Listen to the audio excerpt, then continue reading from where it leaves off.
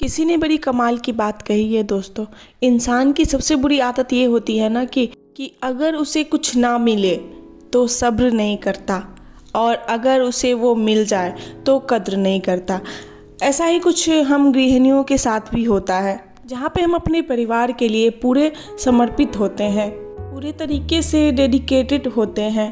पर उसके बावजूद भी कभी कभी लाइफ में ऐसा समय आता है ना कि जहाँ पे हमें कोई कदर नहीं करता, फिर चाहे फिजिकली हो, मेंटली हो या फिर इमोशनली हो।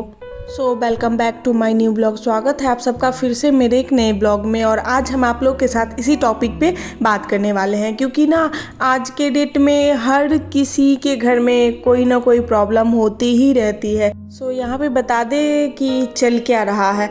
सो अभी सुबह सुबह हमारी नींद आज थोड़ी जल्दी खुल गई, तो हम सोचे कि चलो पहले क्लीनिंग का काम ही ख़त्म कर लेते हैं, उसके बाद अपनी बेटी का लंच बनाएंगे। तो सुबह सुबह मॉर्निंग में मेरा नींद खुला तो हम जल्दी जल्दी पहले क्लीनिंग का काम कर लिए, क्योंकि आजकल ऐसा होता है ना कि बहुत ज़्यादा लेट हो जाता है, और अभी का जो समय मॉर्निंग और इवनिंग कब ख़त्म हो जाता है पता ही नहीं चलता। सो अभी क्लीनिंग वगैरह करके और उसके बाद पहले अपनी बेटी के लिए हम लंच बना लेते हैं, उसके बाद फिर पूजा वगैरह करेंगे। क्योंकि अगर पहले स्टार्टिंग में सोचे कि पहले पूजा कर लेते हैं, लेकिन पूजा के लिए फिर टाइम नहीं मिल पाएगा, क्योंकि आधा घंटा 45 मिनट तो लग ही जाता है पूजा करने में।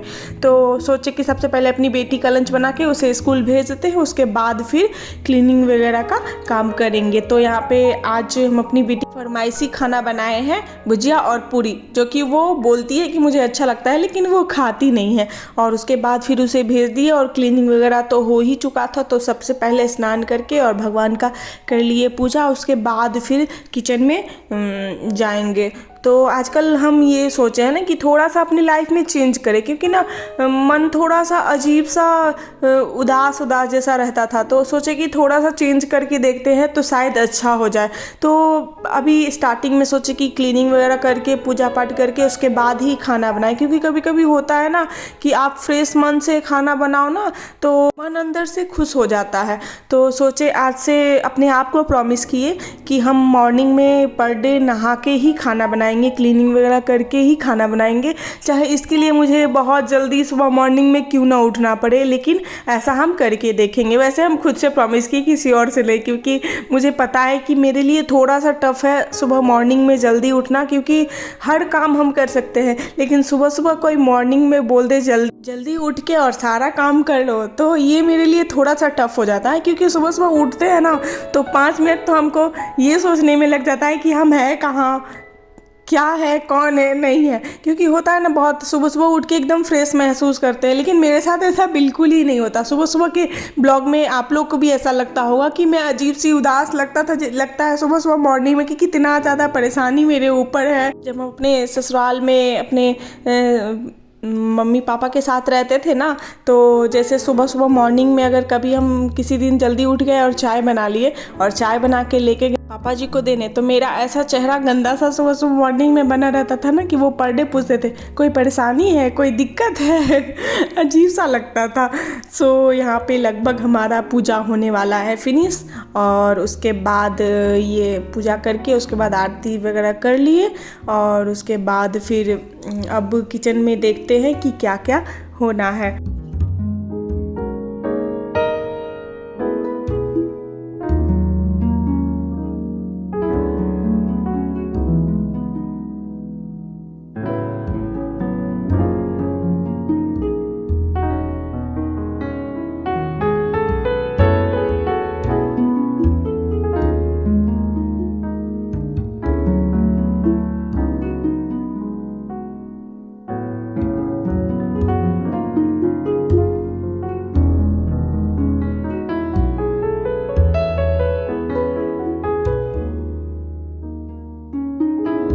फाइनली पूजा पाठ वगैरह ख़त्म हो चुका है और ये देखिए मेरी किचन की हालत। सुबह सुबह ना मतलब हर एक सामान मॉर्निंग में अजीब से इधर से उधर फैल जाता है। तो सबसे पहले हम अच्छे से पहले क्लीन कर लेते हैं, उसके बाद फिर बनाएंगे नाश्ता। तो उससे पहले हम वगैरह करने से पहले हम ना आज तड़का बनाने वाले हैं। तो चना दाल को हम पहले कुकर में रख के बॉईल कर लिए ताकि झटपट हमारा नाश्ता बन जाएगा।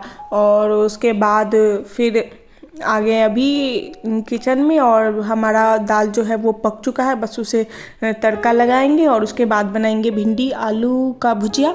वो भी अभी कट करके नहीं रखे हैं। सबसे पहले हम तड़का फ्राई कर लेंगे, उसके बाद फिर भिंडी का भुजिया काटेंगे। तो ये सब तो होते ही रहता है। हम लोग चलते हैं जो स्टार्टिंग के टॉपिक है उस पे।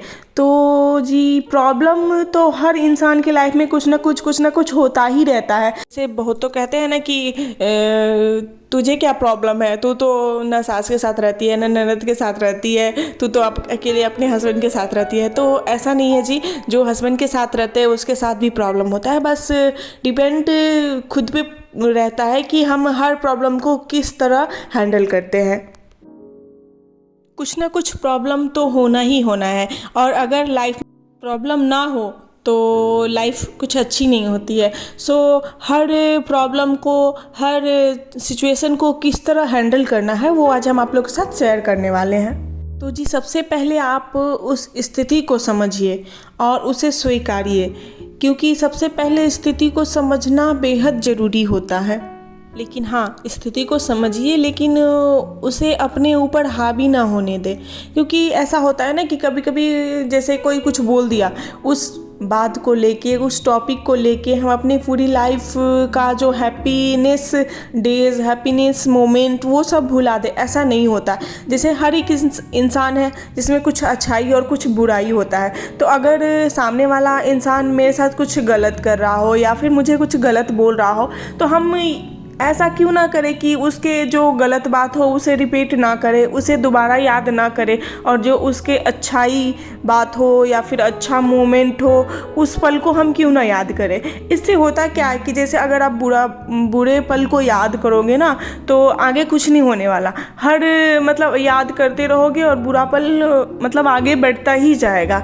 इससे अच्छा है कि उस बुरे पल को हम इग्नोर करके अच्छा पल याद करें, जिससे लाइफ आसान हो जाए।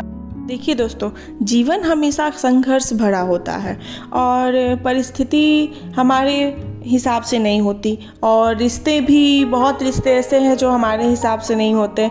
मेरा ये मानना है कि भगवान ने हमें ये जीवन दिया है, इतनी अच्छी लाइफ दिया है, तो इसका बहुत बड़ा एग्ज़ाम लाइफ में कभी ना कभी होता ही है। और हर बार क्वेश्चन पेपर आसान नहीं होता। कभी कभी क्वेश्चन बहुत आसान होता है तो कभी कभी बहुत ज़्यादा ही टफ हो जाता है, जिसका हल करना थोड़ा सा इंसान के लिए टफ हो जाता है। लेकिन इंसान को पीछे नहीं हटना चाहिए। हर सिचुएशन में, हर मुश्किल वक्त में अपने आप को समझा के धीरे धीरे इंसान को अपनी लाइफ में आगे बढ़ना चाहिए। और इंसान को लाइफ में कुछ ना कुछ करते ही रहना चाहिए। जैसे हम हाउसवाइफ भी हैं तो ऐसा नहीं है कि वो खाना बनाए, खाए और सो जाए। तो जैसे कि कुछ ना कुछ खूबियाँ, भगवान सब में कुछ ना कुछ खूबियाँ होता ही होता है। बस ये है कि अपने अंदर उस खूबियाँ को ढूंढे, उस चीज़ को ढूंढे कि मेरे में क्या खासियत है। जैसे बहुतों को कुकिंग आता है, बहुतों को टीचिंग आता है, या फिर बहुतों को सिलाई करना पसंद हो, तो आप कर सकते हो। अपनी लाइफ में ना खाली कभी मत रहना, क्योंकि ना इंसान जब खाली रहता है ना तो उसके मन में कुछ ना कुछ उल्टा सीधा चलते ही रहता है, किसी के बारे में सोचते ही रहता है। तो हमेशा अपने आप को बिजी रखे, कभी खाली ना रहे और कुछ ना कुछ देखे कि मेरे अंदर क्या है खूबी, और कुछ ना कुछ अपने लाइफ में करते रहे। इससे होता क्या है ना कि आपका मन हमेशा टेंशन से भरा नहीं होगा।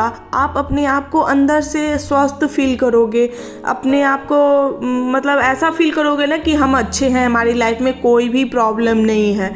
सो सो यहाँ मॉर्निंग का नाश्ता बनने के साथ साथ हम अपने जो आज मॉर्निंग का जो सबका कपड़ा था वो भी वॉशिंग मशीन में डाल दिए हैं धुलने के लिए। तो दो काम एक साथ होते रहेगा तो काम थोड़ा सा जल्दी निपट जाता है। सो यहाँ पे लगभग हमारा जो भी सुबह का नाश्ता में जैसे तड़का भुजिया वो सब बन चुका है और फाइनल बारी है अब रोटी बनाने की। अंत में याद रखें कि आपके जीवन की भागदौड़ आपके हाथों में है। भले ही आप एक गृहिणी हो लेकिन आपको अपने लिए खुद ही खड़ा होना पड़ेगा। अपनी निगेटिविटी को अपने ऊपर हावी ना होने दे, हमेशा पॉजिटिव रहे। अगर सामने वाला कुछ गलत भी कह रहा ना तो उसको हम अपने अंदर अच्छे तरीके से ले और देखें कि लाइफ कितना आसान हो जाएगा। ज़िंदगी लगेगा कि चलो कुछ मेरे लाइफ में बुरा है ही नहीं, सब अच्छा ही अच्छा है, ऐसा फील होने लगेगा। तो फाइनली आप लोगों से बात करते करते मेरे घर का जो मॉर्निंग का जो जितने भी काम है वो सारे फिनिश हो चुके हैं और अभी जो भी बातें मैं अपनी बातें आप लोगों के साथ शेयर की हूँ, हो सकता है इसमें बहुत बात है जिससे आप सहमत ना हो तो प्लीज़ हमें छोटी बहन समझ के या फिर बड़ी बहन समझ के मुझे माफ़ कर दें, क्योंकि हम अभी फ़िलहाल आप लोग से बताए थे क्योंकि हर इंसान का सोच एक जैसा नहीं होता। तो फ़िलहाल इस ब्लॉग में बस इतना ही। सो फाइनली हम पूरी कोशिश किए कि हम अपनी बातों को आप लोग के सामने रखें, आप लोग को बताएं कि लाइफ में कभी भी टेंशन नहीं लेना चाहिए, ऐसा मेरा मानना है। और आप लोगों का क्या मानना है, आप लोग अपने मुश्किल वक्त में किस तरह हैंडल करते हो, प्लीज़ मुझे कमेंट करके बताएं। और अगर आप लोग को मेरी बातें अच्छी लगी हो तो प्लीज़ लाइक कर दे। अगर मेरे ब्लॉग में नए हैं तो सब्सक्राइब कर दे। सो फिलहाल इस ब्लॉग में बस इतना ही। हंसते रहें, मुस्कुराते रहें, टेंशन फ्री रहे और फिलहाल राधे राधे।